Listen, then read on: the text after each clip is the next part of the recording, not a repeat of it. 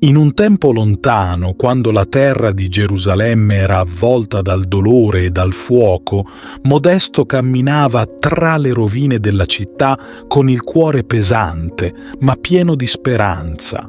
Le strade, un tempo vive di canti e preghiere, erano silenziose. Modesto osservava le mura crollate, i tetti bruciati, i luoghi sacri profanati. Ogni passo era come una ferita, ma lui non si fermava. Dentro di sé portava una luce che nessun nemico avrebbe mai potuto spegnere. Modesto era un uomo semplice, ma il suo amore per Gerusalemme era immenso.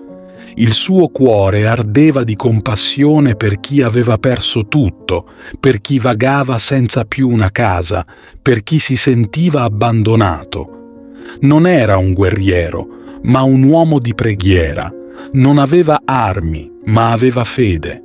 Guardava il cielo e sentiva che Dio non aveva dimenticato la città santa, che quel dolore non sarebbe stato eterno. Ogni mattina, quando il sole iniziava a riscaldare le pietre fredde, Modesto si metteva al lavoro. Con le mani forti e la volontà di ferro, cominciò a ricostruire ciò che era stato distrutto. Prima riparò una piccola cappella, dove i fedeli potevano tornare a pregare.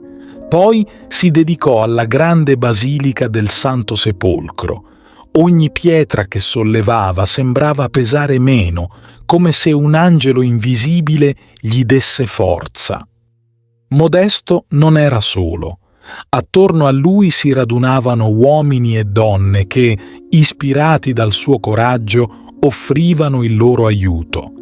Alcuni portavano mattoni, altri legno, altri ancora semplicemente le loro preghiere. La città, giorno dopo giorno, tornava a respirare. Non era solo una ricostruzione di mura, ma di speranza. Ogni chiesa, ogni monastero, ogni angolo tornava a vivere, grazie al suo amore e alla sua determinazione. Quando Eraclio, il grande sovrano, liberò Gerusalemme e riportò la reliquia della croce, tutti si rivolsero a Modesto.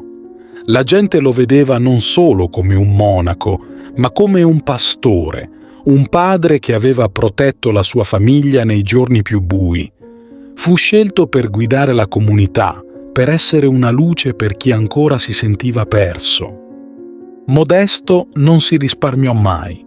Viaggiava per le città, controllava i lavori, confortava chi soffriva, ma il suo corpo, stanco per le tante fatiche, un giorno lo tradì. Lontano da casa, in una terra di confine, la morte lo sorprese.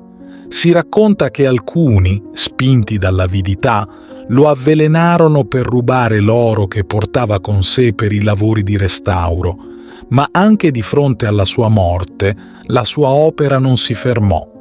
Il suo corpo fu riportato a Gerusalemme e le campane suonarono dolcemente per salutare un uomo che aveva dato tutto per la sua città. Modesto riposa nella basilica che aveva tanto amato e ricostruito.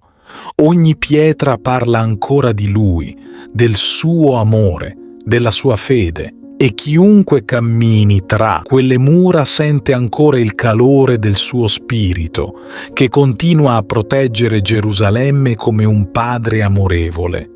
Così il suo nome vive nel cuore di chi crede che, anche nei momenti più bui, c'è sempre una luce che può guidare il cammino verso la speranza.